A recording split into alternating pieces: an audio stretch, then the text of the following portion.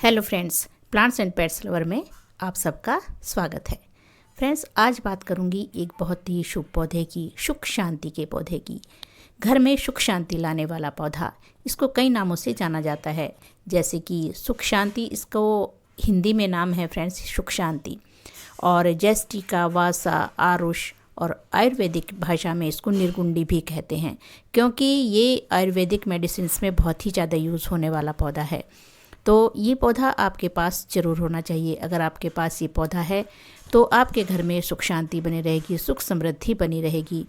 वास्तु दृष्टि से इसके बहुत ही ज़्यादा फ़ायदे हैं फ्रेंड्स। इसको जब भी लगाएं घर के मुख्य द्वार पर लगाएं, क्योंकि मुख्य द्वार पे लगाना बहुत ही शुभ माना जाता है। और जब भी लगाएं 2 पौधे लगाएं, जैसा कि सुख और शांति 2 हैं फ्रेंड्स, तो सुख और शांति के नाम से 2 पौधे होने चाहिए। अगर पॉसिबल है तो 2 पौधे लगाने की कोशिश करें।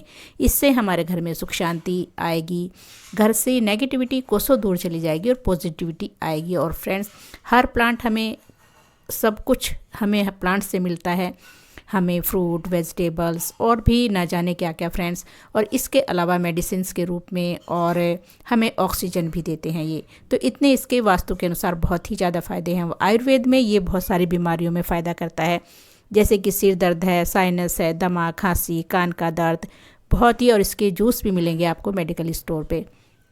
चलिए, वास्तु और आयुर्वेद में मैंने इसका महत्व बता दिया है। अब इसकी केयर कैसे करनी है।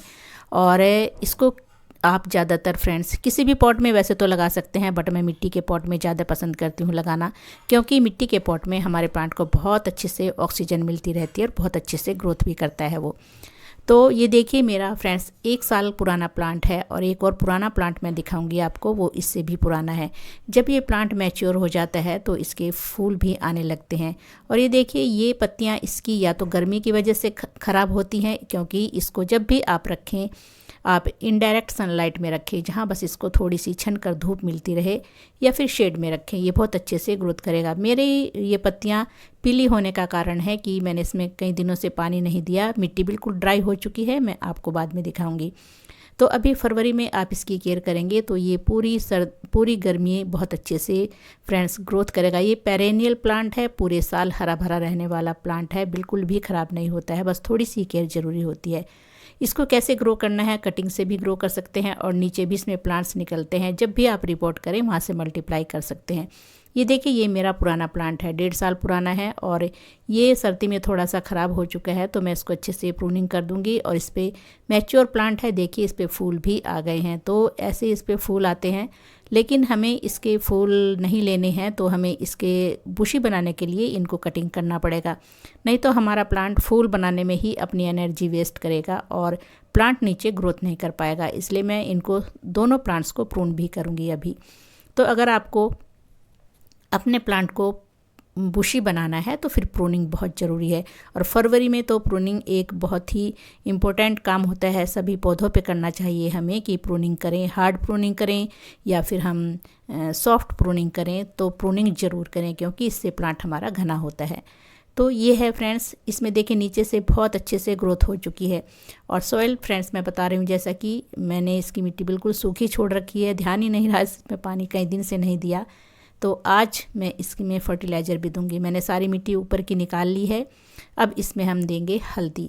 हल्दी इस टाइम पे हमें अपने हर प्लांट में देनी चाहिए, जैसा मैं दिखा रही हूँ हर उसमें फ्रेंड्स वीडियो में, क्योंकि हल्दी एंटीसेप्टिक, एंटीबैक्टीरियल होती है, और ये मिट्टी में चींट या फंगस कीड़े भी नहीं होने देती।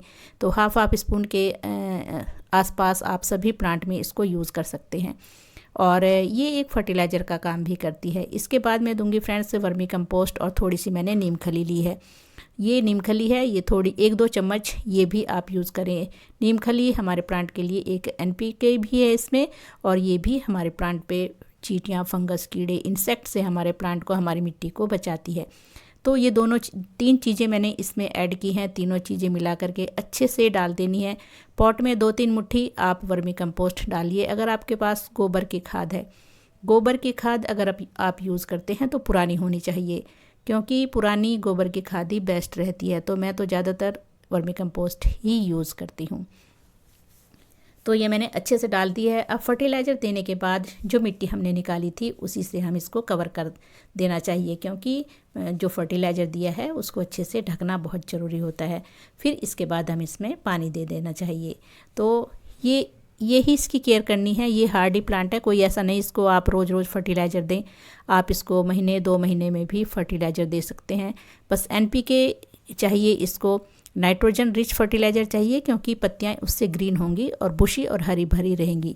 तो नाइट्रोजन के लिए आप चाय पत्ती का भी फर्टिलाइज़र इसमें यूज़ कर सकते हैं। अब मैं इसको कर रही हूँ प्रूनिंग, क्योंकि प्रूनिंग बहुत ज़रूरी है। मैं इसको सॉफ्ट प्रूनिंग ही करूँगी, क्योंकि इस पर भी ऊपर फ्लावरिंग होने लगी है, तो उसको हमें कट कर देना चाहिए। तो अच्छे से प्रूनिंग करना है और इसको शेमी शेड में रखें, धूप में मत रखें। पानी कम दीजिए, पानी तभी दीजिए चेक करके, हाँ मिट्टी मॉइस्ट रहनी चाहिए।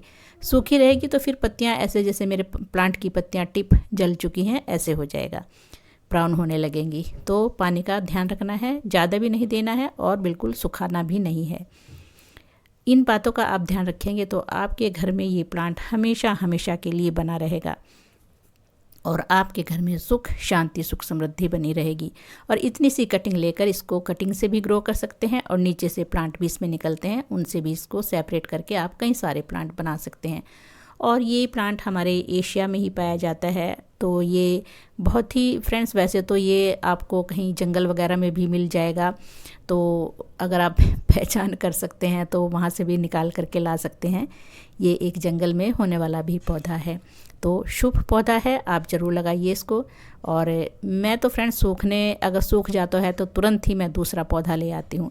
अब पत्तियों पे हमें स्प्रे भी करना है, क्योंकि हमारा प्लांट अभी डोरमेंसी मतलब सर्दियों से निकला है बाहर, तो हमें अपने प्लांट को फर्टिलाइज़र दिया है और थोड़ी सी कभी कभी क्या होता है रूट्स भी टूट जाती हैं, तो हमारा प्लांट स्ट्रेस में ना जाए और इससे इसकी पत्तियां भी हरी भरी रहेंगी। एप्सम सॉल्ट में मैग्नीशियम सल्फेट होता है। एक तो मिट्टी में कुछ कीड़े वगैरह भी नहीं होते, पत्तियों पे भी इंसेक्ट नहीं होते और पत्तियां पीली भी नहीं होती, तो मैग्नीशियम सल्फेट हमारे प्लांट के लिए ज़रूरी है। तो एप्सम सॉल्ट एक बॉटल में ½ स्पून मिला करके आप स्प्रे कर दीजिए और 10-15 दिन बाद इसको स्प्रे करते रहिए। और यह है मेरा दूसरा प्लांट, आप देख सकते हैं पीला हो रहा है बिल्कुल, तो इसको भी मैं अच्छे से प्रून कर दूंगी और उसके बाद इसमें यही सेम फर्टिलाइज़र देना है और स्प्रे करना है पत्तियों के ऊपर। अब लास्ट में बात करूंगी पेस्ट। इस पर पेस्ट लगता है ज़्यादातर फ्रेंड्स, इस पर मिलीबग लग जाती है और सर्दियों में और बरसात में थोड़ा ध्यान रखना है। अगर मिलीबग का अटैक है तो फिर आप नीम ऑयल का स्प्रे कर सकते हैं या फिर बेकिंग सोडे का इस्तेमाल भी आप कर सकते हैं, उससे बिल्कुल ही ख़त्म हो जाएगी अगर आपके प्लांट पे मिलीबग लगी है। तो बस इतना ही ध्यान रखना है और टाइम टाइम पर अपने प्लांट में यही फर्टिलाइज़र दीजिए। महीने 2 महीने में आपका प्लांट बहुत ही अच्छे से ग्रोथ करता रहेगा। तो शुभ प्लांट है, ज़रूर लगाइए। सुख शांति का प्लांट है फ्रेंड्स और बहुत ही घर में रखना पॉजिटिविटी लाता है इसको रखना, और नेगेटिविटी आपके घर से कोसों दूर चली जाती है। तो ये प्लांट ज़रूर लगाइए और बस जैसे मैं केयर कर रही हूँ ऐसे केयर करेंगे, आपका प्लांट आपके घर में बना रहेगा और हरा भरा रहेगा हमेशा। तो फ्रेंड्स, वीडियो देखने के लिए बहुत बहुत धन्यवाद और वीडियो अच्छी लगी है तो लाइक और शेयर भी कर दीजिए। Thank you friends.